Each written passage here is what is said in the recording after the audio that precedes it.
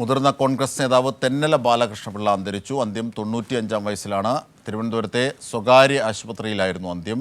മുഖ്യമന്ത്രിയും കോൺഗ്രസ് നേതാക്കന്മാരും അടക്കമുള്ള പ്രമുഖർ അനുശോചിച്ചു. വിവരങ്ങളുമായി കമലേഷ് തെക്കേക്കാട് ചേരുകയാണ്. കമലേഷ്, എപ്പോഴായിരുന്നു അന്ത്യം? ഇനിയുള്ള ചടങ്ങുകളെ സംബന്ധിച്ച് KPCCയും ബന്ധുക്കളുമൊക്കെ അറിയിക്കുന്നത് എന്തൊക്കെയാണ് വിവരങ്ങൾ?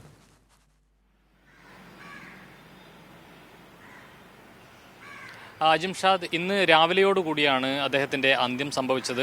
95 വയസ്സായിരുന്നു. വാർദ്ധക്യ സഹജമായ അസുഖങ്ങളെ തുടർന്ന് തിരുവനന്തപുരത്തെ സ്വകാര്യ ആശുപത്രിയിൽ കഴിയുകയായിരുന്നു കഴിഞ്ഞ കുറച്ച് നാളുകളായി. ഇന്ന് രാവിലെയോടെ അന്ത്യം സംഭവിച്ചു. അതിനുശേഷം 12:30 മറ്റ് കാര്യങ്ങളെല്ലാം പൂർത്തിയാക്കിയതിനു ശേഷം മൃതശരീരം അദ്ദേഹത്തിൻ്റെ വസതിയായ നെട്ടയത്തെ വീട്ടിലേക്ക് കൊണ്ടുപോവുകയാണ് ഉണ്ടായിട്ടുള്ളത്.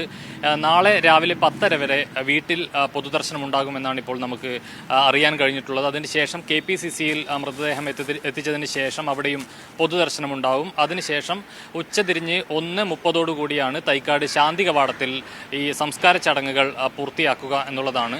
ഏതായാലും കോൺഗ്രസിനെ സംബന്ധിച്ച് കോൺഗ്രസിൻ്റെ ഏറ്റവും തലമുതിർന്ന, കോൺഗ്രസിൻ്റെ കാരണവർ എന്ന് തന്നെ വിശേഷിപ്പിക്കാൻ കഴിയുന്ന ഒരു നേതാവിനെയാണ് കോൺഗ്രസിന് നഷ്ടമായിരിക്കുന്നത്. മറ്റു തരത്തിലുള്ള, അതായത് കോൺഗ്രസിനകത്ത് നടക്കുന്ന പലതരത്തിലുള്ള പടലപ്പിണക്കങ്ങളും ബഹളങ്ങളും എല്ലാം അതിൻ്റെ പരിഹാരമുണ്ടാക്കുന്ന ഒരു നേതാവായിരുന്നു തെന്നല ബാലകൃഷ്ണപിള്ള. എല്ലാവരെയും ഒരുപോലെ ചേർത്ത്, എല്ലാ കണ്ണികളെയും, അതായത് ഈ പ്രശ്നമുണ്ടാക്കുന്ന കണ്ണികളെയെല്ലാം ചേർത്ത് വെക്കുന്ന ഒരു കണ്ണിയായി അദ്ദേഹം പ്രവർത്തിച്ചിരുന്നു. ആ നിലയിലാണ് അദ്ദേഹത്തെ ആളുകൾ അനുസ്മരിക്കുന്നത് എന്നുള്ളതാണ്. കോൺഗ്രസിനകത്തെ സൗമ്യ മുഖമായിരുന്നു. ഒരു തരത്തിലും ആളുകളെ എന്തെങ്കിലും തരത്തിൽ ഒരു പ്രശ്നത്തിലേക്ക് കൊണ്ടുപോവുകയോ പാർട്ടിക്കെതിരെ എന്തെങ്കിലും, അല്ലെങ്കിൽ കോൺഗ്രസ് പാർട്ടിക്കെതിരെ എന്തെങ്കിലും തരത്തിലുള്ള പ്രശ്നങ്ങൾ ഉണ്ടാക്കുകയോ ചെയ്തിട്ടില്ലാത്ത ഒരു നേതാവാണ്. കോൺഗ്രസ്സുകാർക്കിടയിൽ അത്തരമൊരു നേതാവ് എന്ന് പറയുന്നത് വളരെ ചുരുക്കമാണ്.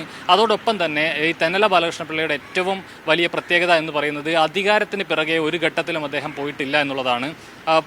പല ഘട്ടങ്ങളിൽ അദ്ദേഹം പല തരത്തിലുള്ള പാർലമെന്ററി രംഗത്ത് തെരഞ്ഞെടുക്കപ്പെട്ടിട്ടുണ്ട്. 2 തവണ അടൂരിൽ നിന്നുള്ള MLA ആയിരുന്നു. 1977-ലും അതുപോലെ തന്നെ 82-ലും.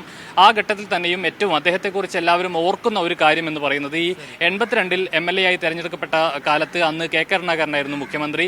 അന്ന് തെന്നല ബാലകൃഷ്ണപിള്ളയെ മന്ത്രിസ്ഥാനത്തേക്ക് പരിഗണിക്കുകയും അത്തരമൊരു തീരുമാനം വരികയും ചെയ്തു. അന്ന് ഈ മന്ത്രിസ്ഥാനം ഏറ്റെടുക്കാൻ വേണ്ടി അദ്ദേഹം വീട്ടിൽ നിന്നിറങ്ങി മറ്റ് കുടുംബക്ഷേത്രത്തിൽ അടക്കം സന്ദർശനം നടത്തി തിരുവനന്തപുരത്തേക്ക് തിരിക്കുന്ന ഘട്ടത്തിലാണ് തെന്നലയോട് കരുണാകരൻ വിളിച്ചു പറയുന്നത്, തൽക്കാലം തെന്നല മാറി നിൽക്കണം, പകരം രമേശ് ചെന്നിത്തലയാണ് ഈ തവണ പരിഗണിക്കുന്നത് എന്ന് പറയുമ്പോൾ പോലും ഒരു തരത്തിലുമുള്ള പ്രശ്നത്തിലേക്ക് തെന്നല ബാലകൃഷ്ണപിള്ള പോയിരുന്നില്ല എന്നുള്ളതാണ് അദ്ദേഹത്തെ എല്ലാവരും. ശരി, അത് തീർച്ചയായും എല്ലാ ഘട്ടങ്ങളിലും സൗമ്യമുഖം തന്നെയായിരുന്നു തെന്നല ബാലകൃഷ്ണപിള്ളയ്ക്ക്.